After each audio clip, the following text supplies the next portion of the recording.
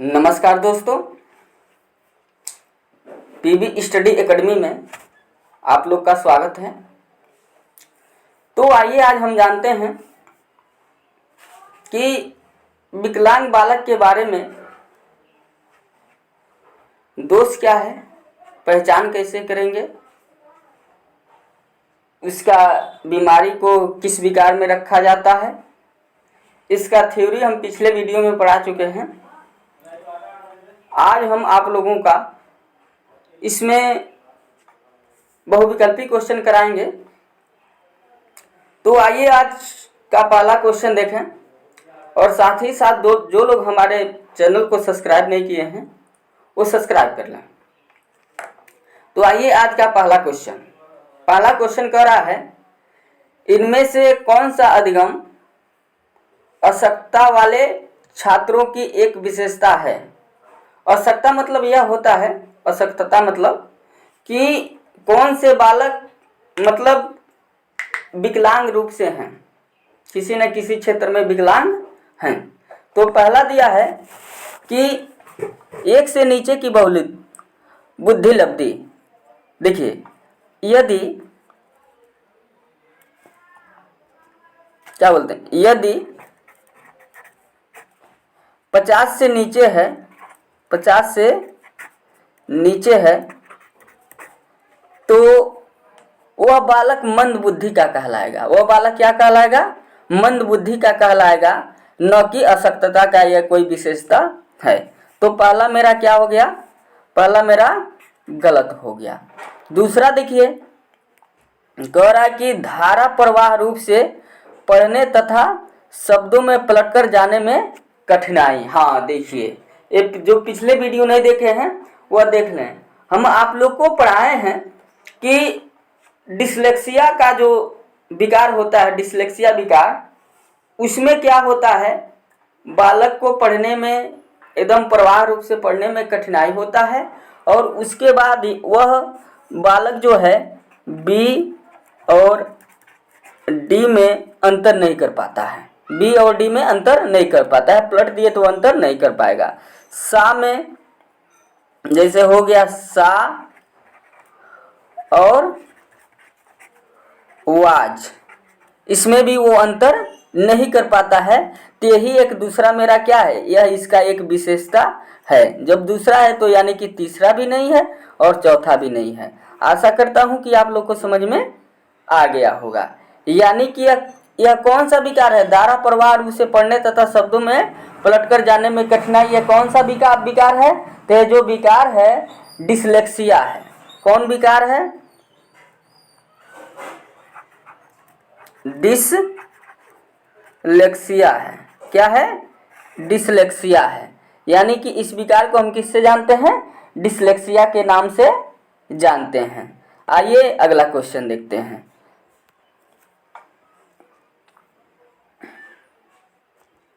देखिए अगला क्वेश्चन क्या है, एकाग्रता समय के साथ मेल बैठाने के लिए एक दत्त कार्य को पूरा करने के लिए अवांछित समय को घटाना और चरणबद्ध तरीके से इस एकाग्रता समय को बढ़ाना निम्न में से किस प्रकार के विकार से निपटाने के लिए सर्वाधिक उपयुक्त है? क्या कर रहा है? पहला अशांतकारी व्यवहार संबंधी विकार। ऐसा कुछ नहीं, इसमें देखिए एकाग्रता का बात किया है और इसमें अशांतकारी व्यवहार का, तो इसलिए मेरा पहला तो वैसे ही गलत हो गया।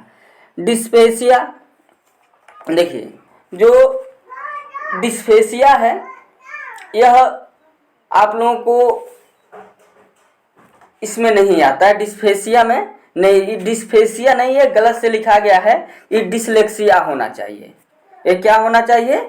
डिसलेक्सिया होना चाहिए। डिस्पेसिया कोई नहीं होता है, डिसलेक्सिया होना चाहिए। जो डिसलेक्सिया में अभी को आपको बताए हैं कि उसको धारा प्रवाह पढ़ने में दिक्कत होता है, इसमें ऐसी कोई बात है ये नहीं है। संवेदी एकीकरण विकार, ये भी नहीं है। यह क्या है? एकाग्रता हास्य अतिक्रियाशील विकार। देखिए एकाग्रता के बात है, नीचे एकाग्रता भी है, इसलिए मेरा क्या हो गया?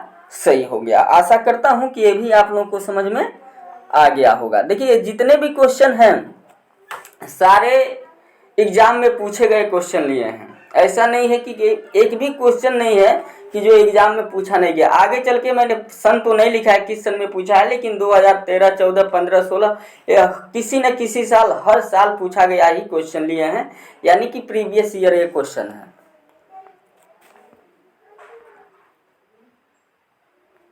देखिए यह तीसरा क्या कह रहा है, कह रहा है सीखने में सशक्त बच्चे को संदर्भ में तत्काल संबंधता प्रदान करना, सहयोग पर बल देना तथा गैर अधिगम है, ठीक है ना, अधिगमनात्मक तकनीकी जैसी तत्काल सृजनात्मक, बुद्धिपूर्वक संवेदना और सामग्री प्रबंधन को उत्तोलन निम्न में किस प्रारूप से संबंध है। ये पूछ रहा है कि मतलब किस प्रारूप से संबंध है।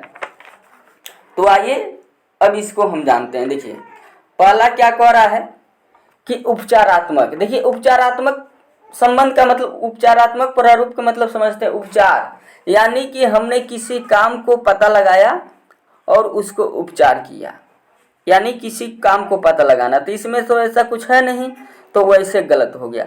अधिगम का सार्वभौमिक प्रारूप, अधिगम का सार्वभौमिक प्रारूप का मतलब ये होता है अधिगम के जितने भी भौमिक प्रारूप हैं उसमें, इसमें ये भी नहीं है। इसमें क्या है, संग्रथित अधिगम है। क्या है इसमें जो है, संग्रथित अधिगम जो है, यही मेरा क्या है, सही है। यानी कि जो संग्रथित अधिगम में वह क्या किया जाता है, बच्चों को तत्काल सहयोग पे बल दिया जाता है, तत्काल पे, जैसे तत्काल सूचनात्मक, बुद्धिपूर्वक मेदना, सामग्री प्रबंधन, जो तत्काल में किया जाता है वो संग्रथित अधिगम कहलाता है। क्या कहलाता है, संग्रथित अधिगम कहलाता है। आशा करता हूं कि इसको आप लोगों को यह समझ में आ गया होगा।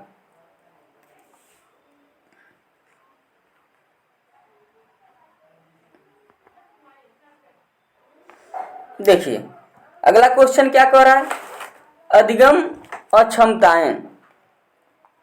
अब देखिए कह रहा है कि अधिगम अक्षमताएं यह किनमें होते हैं। पहला कह रहा है समान या उससे अधिक बुद्धि लब्धांक वाले छात्रों में पाई जाती है। दूसरा कह रहा है समय व हस्तक्षेप के स्वरूप की उपेक्षा करते हुए भी अपरिवर्तनशील नहीं होता है। देखिए ये तो वैसे होता है, समय व हस्तक्षेप स्वरूप की उपेक्षा करते हुए परिवर्तनशील नहीं होता है। ये लिखा है अपरिवर्तनशील नहीं होता है, तो यह तो मेरा वैसे गलत है, अपरिवर्तनशील होता है। वस्तुपरक तथ्य है तथा संस्कृति में इनकी कोई भूमिका नहीं है, तो वैसे गलत है। जो वस्तु है उसके संस्कृति में भूमिका होती है। पठन अक्षमता में पर्याप्त है, ये भी गलत है, यानी कि मेरा पहला क्या हो जाएगा, सही हो जाएगा। अधिगम अक्षमताएं वह सम्मान या उससे अधिक उपलब्धि वाले बालकों में भी पाई जा सकती है, यानी कि यही मेरा क्या है, सही है। ये बताइए जो बहुत सारे जिसके बुद्धि ऊपर हैं, बुद्धि लब्धि क्या है, बहुत ऊपर हैं, तो क्या उसमें नहीं पाया जाएगा, उसमें कोई विकार नहीं पाया जाएगा, पाया जा सकता है। हो सकता है शारीरिक रूप से वह कोई विकलांग हो, शारीरिक रूप से मान लीजिए उसका दिमाग तो बहुत तेज है, लेकिन हो सकता है वह शारीरिक रूप से क्या हो, शारीरिक रूप से विकलांग हो, जिसके चलते उसका क्या है, अक्षमताएं हो जाएंगी, अधिगम अक्षमताएं। तो इसलिए यह कोई जरूरी नहीं है कि समान या उससे अधिक बुद्धि लब्धि वाले छात्रों में यह पाई न जा सके, ऐसी कोई बात नहीं है। देखिए अगला है, एक शिक्षिका की कक्षा में कुछ शारीरिक विकलांग वाले बच्चे हैं, निम्न में से उसके लिए सबसे उचित होगा। वह क्या कह करके कहेगी तो सबसे उचित होगा। तो आइए इसको हम देखते हैं। यदि वह कहे पोलियोग्रस्त बच्चे अब एक गाना प्रस्तुत करें। अब ये बताइए कोई पोलियो को मारा हुआ है, उसको एकदम हम कहें पोलियोग्रस्त वाले बच्चे गाना प्रस्तुत करो, तो ये कितना अच्छा होगा, यह अच्छा नहीं होगा। देखिए हम मान लीजिए कोई हरिजन कास्ट के बच्चा है, हम मान के चलते हैं कि कोई क्या है, हरिजन कास्ट के, कोई हरिजन कास्ट के बच्चा है, तो उसको हम कहें चमड़ा ये काम कर दो, ये उचित है नहीं है। इसी तरह कोई बीमार लड़का है, पोलियोग्रस्त है, कहीं ये लंगड़ा इस एक काम कर दो, तो वह सही नहीं है। इसलिए ये तो मेरा वैसे उचित नहीं लग रहा है, पहला वैसे गलत हो गया। दूसरा कह रहा है कि पहिया कुर्सी वाले बच्चे हाल में जाने के लिए अपने समवयस्क साथी से मदद ले सकते हैं, ये भी उतना सही नहीं है। तीसरा क्या है, शारीरिक रूप से असुविधाग्रस्त वाले बच्चे कक्षा में ही वैकल्पिक गतिविधि कर सकते हैं, ये एकदम बिल्कुल सही है। शारीरिक, मान लीजिए उनको क्या कहेंगे, शारीरिक रूप से असुविधाग्रस्त वाले बच्चे, और मान लीजिए कि वो विकलांग है तो कक्षा में ही अपना उचित खेल देख करके वह गतिविधि कर लें, ठीक है। चौथा क्या है, मोहन खेल के मैदान में जाने के लिए अपने बैसाखी का प्रयोग क्यों नहीं करते हो, ये तो वैसे गलत है भाई, ये क्या है, वैसे एकदम गलत है।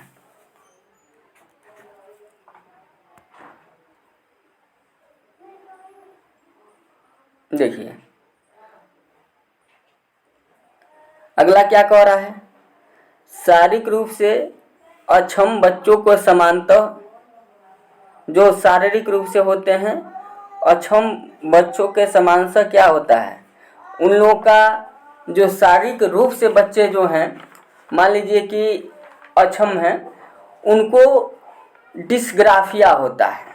क्या होता है, डिस्ग्राफिया, यानी कि शारीरिक रूप से मान के चलिए, वो शारीरिक रूप से यदि बालक क्या है, शारीरिक रूप से अक्षम है तो डिस्ग्राफिया होगा, क्योंकि उसको लिखने में कठिनाई होगा। क्या होगा, लिखने में कठिनाई होगा, शारीरिक रूप से है। मान लीजिए डिस्कैलकुलिया, चारों ऑप्शन को हम क्या कर दे रहे हैं, विस्तार से इसको कर दे रहे हैं, जो चारों ऑप्शन है। देखिए डिस्कैलकुलिया, इसमें क्या है, डिस्कैलकुलिया में गणना की होती है। क्या है, डिस्कैलकुलिया में गणना संबंधी विकार होती है। डिसलेक्सिया, डिसलेक्सिया में इधर आप लोग को पढ़ाए ही हैं, जो डिसलेक्सिया होता है उसमें पढ़ने में कठिनाई होती है, जैसे बी और डी में अंतर नहीं कर पाएगा, बी और डी में अंतर नहीं कर पाएगा, अभी को डिसलेक्सिया के बारे में बताए ही हैं। उसके बाद देखिए डिस्थीमिया, डिस्थीमिया में बच्चों के अंदर ज़्यादा तनाव रहता है। क्या रहता है, तनाव रहता है। चारों ऑप्शन को हम आप लोगों को क्या कर दे रहे हैं, एकदम चारों ऑप्शन को विस्तार कर दे रहे हैं, जिससे इसमें से 1-2 नंबर का पूछना एकदम अनिवार्य है, तो आप लोगों का एक भी नंबर का छूटे न। इसमें क्या होता है, तनाव की अवस्था बना रहता है, जिसमें बालक हमेशा टेंशन में पड़ा रहता है, ठीक है ना। ये डिस्थीमिया में क्या होता है, बालक हमेशा टेंशन में पड़ा होता है। और डिस्ग्राफिया जो है, डिस्ग्राफिया ये लिखने संबंधी है, लिखने संबंधी विकार है, इसमें लिख नहीं पाता, यानी कि लिखने संबंधी विकार है। आशा करता हूं कि आप लोग को यह भी समझ में आ गया होगा।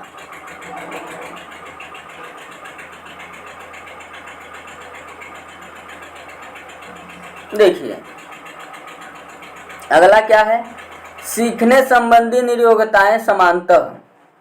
क्या है, सीखने संबंधी निरोगताएं समानतः लड़कियों की तुलना में अधिक लड़कों में पाई जाती हैं।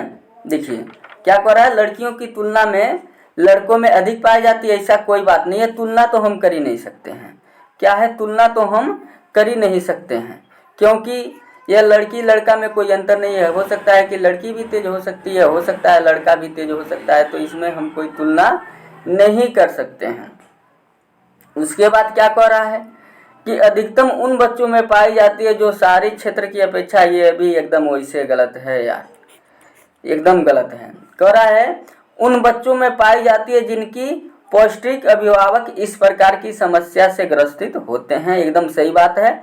आप लोग आनुवंशिकता का सिद्धांत पढ़े होंगे, उसमें बताया गया है कि यदि आप में कोई कमी है तो आपके बच्चे में यह जा सकता है। आनुवंशिकता और पर्यावरण के सिद्धांत में यह है कि अपने माता पिता अभिभावक का जो कमी है हो सकता है बच्चों में जा सकता है, तो इसलिए मेरा क्या हो गया, सही हो गया। तीसरा क्या है, औसत से श्रेष्ठ बुद्धि लब्धि वाले बच्चों में पाई जाती है। अरे यार, जब वो औसत से श्रेष्ठ ही है तो उसमें सीखने संबंधी निर्योग्यता उसमें कहाँ से पाई जाएगी, जब वो औसत से तेज ही है। तो ये तो वैसे गलत है, विपरीत दे दिया है, तो यह गलत हो जाएगा। इसलिए मेरा तीसरा ऑप्शन क्या है, सही है।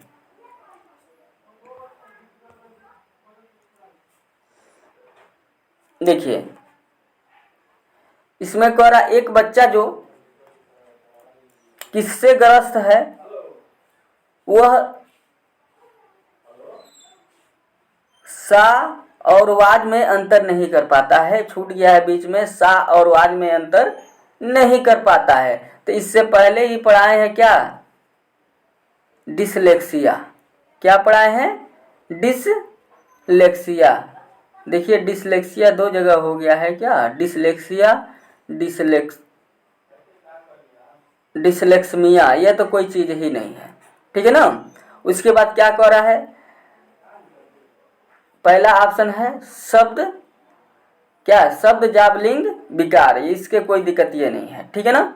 उसके बाद क्या है, डिस्मोरफिया। आइए देखते हैं डिस्मोरफिया में क्या होता है। डिस्मोरफिया एक क्या है, ये मनोविकार है। क्या है, एक मनोविकार है जिसमें बच्चों में भ्रम बना रहता है। क्या रहता है, भ्रम बना रहता है कि यह काम कर पाएंगे कि नहीं कर पाएंगे, पढ़ रहे हैं सीटेट पास होंगे कि नहीं हो पाएंगे। उसके अंदर क्या होता है, हमेशा भ्रम बना रहता है और उसके अंदर हमेशा लगता है कि मेरे शरीर में यह कमी है, मेरे शरीर में यह कमी है। अपने आप को किसी के सामने जाने में शर्मिंदगी महसूस करता है डिस्मोरफिया में, ठीक है ना। तो यह तो होगा नहीं।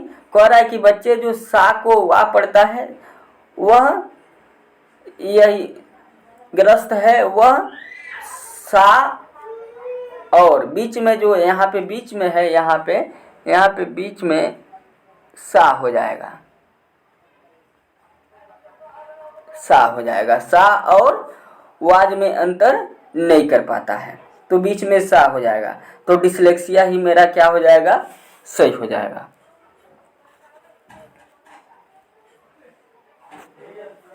अब देखिए 9वां क्वेश्चन क्या कह रहा है, कक्षा में 3 छात्र पोलियो ग्रस्त हैं।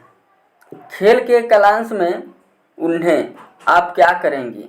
मतलब कक्षा में जो 3 गो बच्चे हैं वो पोलियो ग्रस्त हैं, तो उनको खेल में आप क्या करेंगे। देखिए इनको कोने में बैठाना चाहिए, बैठना हो गया। देखिए इनको कोने में बैठाना चाहिए ताकि वे खेल के आनंद ले सकें। ऐसी कोई बात नहीं है यार, वो क्या पोलियो ग्रस्त है तो हमेशा कोने में बैठेंगे, एकदम बिल्कुल गलत है। जब पोलियो ग्रस्त है तो यह थोड़ी ना कि उनको हमेशा हम क्या करें, कोने में ही बैठाएं। ऐसी कोई बात नहीं है कि उनको हमेशा हम क्या करें, कोने में ही बैठाएं।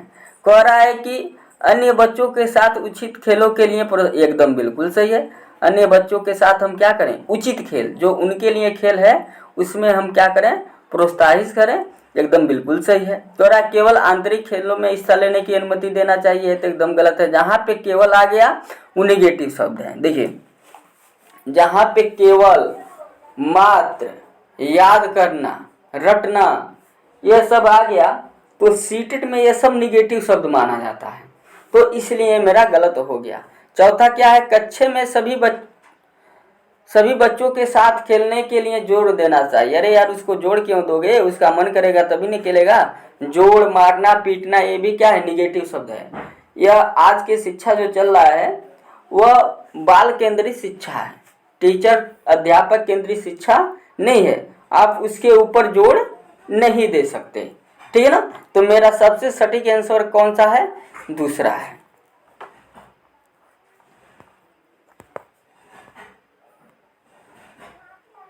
देखिए अगला क्या कह रहा है, जब एक शिक्षिका दृष्टिबाधित शिक्षार्थियों को कक्षा में छात्रों के साथ सामूहिक गतिविधियों में शामिल करती है तो वह क्या करती है, बताइए। उनको मतलब जो दृष्टिहीन बालक हैं उनको भी वह बच्चों में शामिल करती है, तो वो क्या करती है। कह रहा है कि कक्षा के लिए सीखने हेतु बाधाएं उत्पन्न कर रही है? ऐसी कोई बात नहीं है यार। क्या तुम्हारे कक्षा में 2-3 यदि दृष्टि बाधित बच्चे आ जाएं तो क्या वो बाधित उत्पन्न करेंगे? ऐसी कोई बात नहीं है, ठीक है ना। दूसरा क्या कह रही है? समावेशी शिक्षा की भावना के अनुसार कार्य कर रही है। देखिए हाँ, समावेशी शिक्षा क्या होता है? समावेशी शिक्षा यह होता है सभी प्रकार के बच्चों को एक साथ बैठा करके पढ़ाया जाए, उसे ही हम क्या कहते हैं? समावेशी शिक्षा कहते हैं। अब देखिए, अब यह होगा कि सही है कि गलत है। देखिए यह सही है। मान लीजिए सभी प्रकार के बच्चे रहेंगे, एक दूसरे से बातें करेंगे तो एक दूसरे से वह सीखेंगे, एक दूसरे के माहौल में ढलेंगे। तो इसलिए समावेशी शिक्षा मेरा क्या है? सबसे बढ़िया इस समय माना गया है। तीसरा क्या कह रहा है? सभी बच्चों में दृष्टि बाधित शिक्षार्थियों के प्रति सहानुभूति विकसित करने में मदद करती है। ऐसी कोई बात नहीं है। क्या आपके क्लास में जो बच्चे हैं अंधे हैं, क्या सभी उनके सहानुभूत हैं? ऐसे नहीं है, बहुत लोग जलते भी होंगे। दृष्टिबाधित शिक्षार्थियों पर तनाव बढ़ा रही है, ऐसी कोई बात नहीं है। ये भी क्या है? गलत है। यानी कि वो समावेशी जो कक्षा है उसी को क्या कर रही है? पालन कर रही है।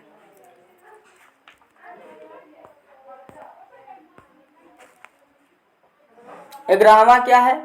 ग्यारहवां है श्रवण हास्य से ग्रसित बच्चे कक्षा में किसे सबसे मुख्य नैराग्य यानी कुंठा का सामना करना पड़ता है? यानी उनको सबसे ज्यादा दिक्कत किसका सामना करना पड़ता है? कह रहा है कि दूसरे बच्चों के साथ संप्रेषण करने तथा सूचनाओं को बांटने में अक्षमता। दूसरा क्या है? दूसरे बच्चों के साथ परीक्षा देने में अक्षमता, प्रस्तावित पाठ्य पुस्तक को पढ़ने में अक्षमता, खेलकूद भागीदारी निपटाने में अक्षमता। मान लीजिए कि वो श्रवण हास्य मतलब वो गूंगा है, तो सही बात है, दूसरे बच्चों के साथ वो मिलजुल नहीं पाएगा, और मिलजुल नहीं पाएगा और अपना सूचनाओं ही बताइए वो बांट ही नहीं पाएगा। जब वो गूंगा है तो सूचना क्या बांटेगा? इसलिए मेरा पहला क्या हो गया? पहला सही हो गया। दूसरा क्या कह रहा है? परीक्षा देने में कोई दिक्कत नहीं है। यह प्रस्तावित पाठ्य पुस्तक को पढ़ने में अक्षमता, ये भी कोई दिक्कत नहीं। खेलकूद में भागीदारी में अक्षमता, इसमें भी कोई दिक्कत नहीं है। यानी कि मेरा पहला ऑप्शन क्या हो जाएगा? सही हो जाएगा। अब आइए अगला क्वेश्चन देखते हैं। कह रहा है कि डिसलेक्सिया मुख्य रूप से, जो डिसलेक्सिया है वो मुख्य रूप से समस्या संबोधित करती है। तो किसमें करती है ये बताइए? जो डिसलेक्सिया है वो मुख्य रूप से क्या कह रहा है? संबोधित करती है। तो डिसलेक्सिया जो है देखिए पढ़ने में, किसमें करती है? पढ़ने में। इससे पहले ही डिसलेक्सिया के कई बार हमने चर्चा कर दिया है कि जो डिसलेक्सिया होती है उसमें पढ़ने में क्या होती है? कठिनाई होती है। लड़का सा को वाज नहीं पढ़ पाता है, वाज को सा नहीं पढ़ पाता है, तो यह उनमें कठिनाई होती है। उसके बाद क्या है? अगला क्वेश्चन देखते हैं।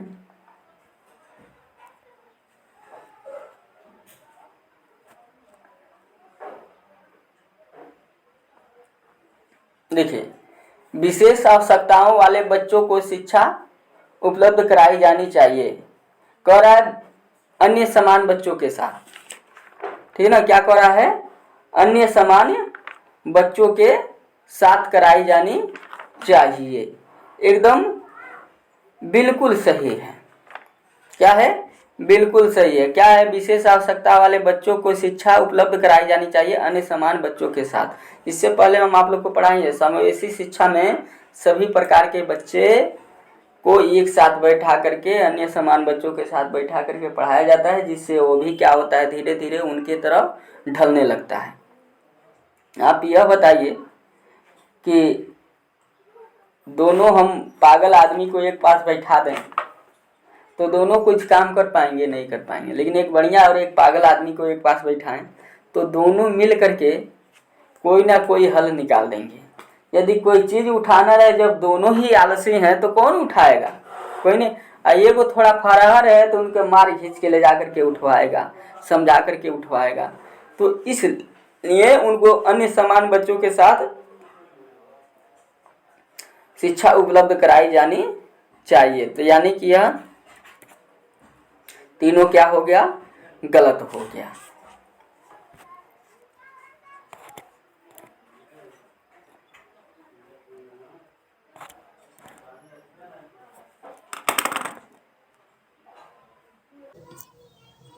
देखिए अगला क्वेश्चन, डिसलेक्सिया किससे संबंधित है?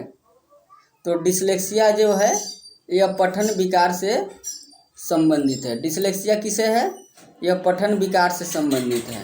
गणितीय से क्या है? डिसकैलकुलिया है। मानसिक से क्या है? डिसमेथिया है।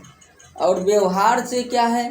व्यवहार संबंधी यदि है तो हम इसको यह मान सकते हैं अलेक्सिया। तो यानी कि यह मेरा ऑप्शन क्या हो गया, तीसरा सही हो गया।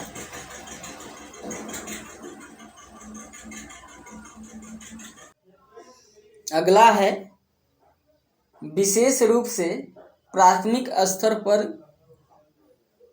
के बच्चों को सीखने संबंधी समस्याओं को संबोधित करने का सबसे बेहतर तरीका। यानी कि जो प्राइमरी स्तर के बच्चे हैं उनको कैसी समस्या को सुलझाना चाहिए। असंख्या के अनुभव विभिन्न शिक्षण पद्धतियों का प्रयोग करना, महंगी और चमत्कारी सामग्री का प्रयोग करना, इससे कोई मतलब नहीं है, महंगी वस्तुओं से कोई मतलब नहीं है। तो यह तो मेरा क्या हो गया, वैसे गलत हो गया। तीसरा कह रहा है, सरल और रोचक पाठ्य पुस्तकों क्या है, कुल का प्रयोग करना चाहिए, यह भी गलत है। उसके बाद क्या हो रहा है, कहानी कथन पद्धति का प्रयोग करना चाहिए, ये भी गलत है। सही तो है लेकिन सबसे सही जो है पहला है, उनको विभिन्न पद्धतियों का प्रयोग करना चाहिए, अलग अलग पद्धतियों का प्रयोग करके समझाना चाहिए। ये बताइए, जब विशेष रूप से प्राथमिक स्तर के जो बालक हैं उनको हम अलग अलग बालक हैं तो अलग अलग पद्धतियों का प्रयोग करके ही पढ़ाएं, यही मेरा सही है। अगला देखिए, अगला क्या है, 5वीं कक्षा में दृष्टिबाधित विद्यार्थी है। यदि 5वीं कक्षा में दृष्टिबाधित विद्यार्थी है तो आप क्या करेंगे? कह रहा है कि को निचले स्तर के कार्य करने में छूट मिलनी चाहिए, ऐसी कोई दिक्कत नहीं है। ये बताइए, दृष्टिबाधित है तो उसको एकदम छूट ही देंगे तो उसका मन नहीं पड़ जाएगा। उसके बाद कह रहा है कि अपने माता पिता और मित्रों द्वारा उसके दैनिक कार्यों में सहायता दी जानी चाहिए। ये सही है, लेकिन अभी अगला और देखते हैं। कह रहा है कि 7 कक्षा में सामान्य रूप से व्यवहार किया जाना चाहिए और श्रव्य सीडी का माध्यम से सहायता उपलब्ध कराई, एकदम बिल्कुल सही है। और दृष्टिबाधित है तो सुनने का उसको सीडी उपलब्ध कराइए जिससे बेहतर तरीके से सीख सकता है। तो इससे तो मेरा बेहतर ही हो गया। के 7 कक्षा में विशेष कोई बात नहीं, विशेष व्यवहार करने से क्या मतलब है भाई, उसके साथ हम क्या करें, उसके साथ सामान्य रूप से व्यवहार करें और सीडी उपलब्ध कराएं जिसमें वॉइस हो, वॉइस सुनेगा। दृष्टिबाधित है लेकिन उसका कान से सुनाई दे रहा है ना, तो वॉइस सुन करके वह चीज़ों को सीख सकता है। अगला देखिए क्या कह रहा है, अगला है, निःशक्त बच्चों के लिए समेकित शिक्षा की केंद्रीय प्रायोजित योजना का उद्देश्य है, क्या है? मैं निःशक्त बच्चों को शैक्षिक अवसर उपलब्ध विशेष विद्यालय की कोई आवश्यकता ही नहीं है, मुक्त विद्यालय कोई आवश्यकता नहीं है, ब्लाइंड रिलीफ सिचुएशन विद्यालय इसकी कोई आवश्यकता नहीं है, नियमित जो विद्यालय यही सही है। नियमित विद्यालय सबसे सही है, जो बच्चों को क्या करते हैं, केंद्रीय प्रायोजित योजना का उद्देश्य है वो नियमित विद्यालयों में है। अगला देखिए, करा कक्षा 5 के न्यून दृष्टि वाले बच्चों को निम्न स्तर के काम के लिए माफ करना उचित है। अरे यार, ये फिर से वही बात है, यह तो मेरा वैसे ही गलत हो गया। क्या हो गया? वैसे ही गलत हो गया। उसके बाद क्या कह रहा है कि उसके दैनिक कार्य में इसके माता पिता मित्रों की सहायता लेनी चाहिए, ये भी गलत हो गया। कक्षा में सामान्य रूप से बर्ताव करना चाहिए, और सीडी के जरिए सहायता, देखिए इसके पहले यह क्वेश्चन हम लोग कर चुके हैं। कक्षा में विशेष बर्ताव करनी चाहिए, ये भी गलत है। देखिए दोनों क्वेश्चन एक ही हैं, लेकिन दोनों 2 बार पूछा गया है, थोड़ा सा चेंज करके।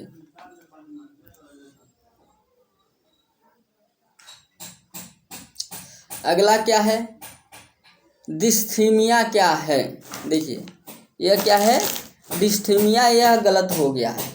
क्या है, डिस्थीमिया है, यह गलत हो गया है। तो यह क्या है, कह रहा कि गंभीर तनाव की अवस्था है, कि पठन विकार है, कि लेखन विकार है, कि श्रवण विकार है।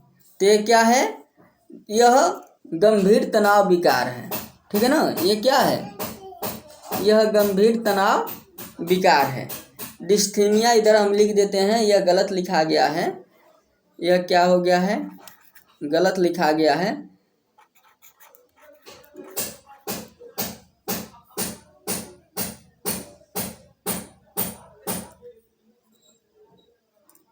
डिस्थीमिया,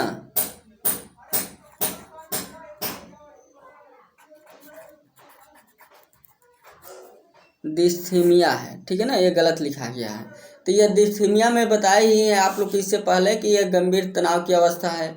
पठन में क्या है, पठन में जो पठन का है डिसलेक्सिया है, डिसलेक्सिया है। लेखन में क्या है, डिस्ग्राफिया है।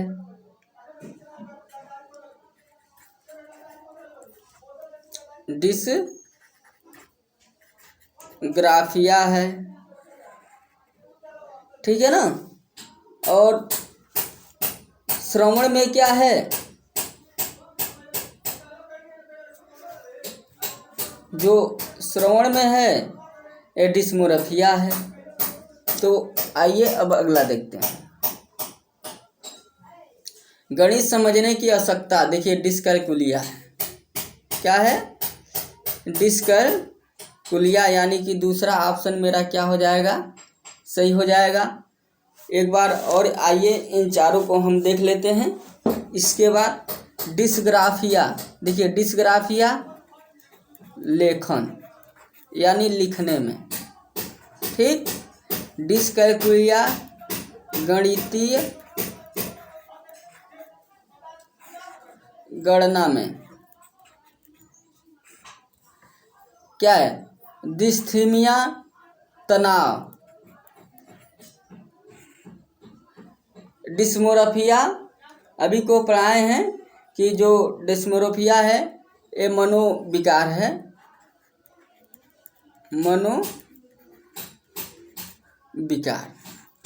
आशा करता हूँ कि आप लोग के समझ में आ गया होगा। आज का बस इतना ही। जय हिंद, जय भारत, वंदे मातरम।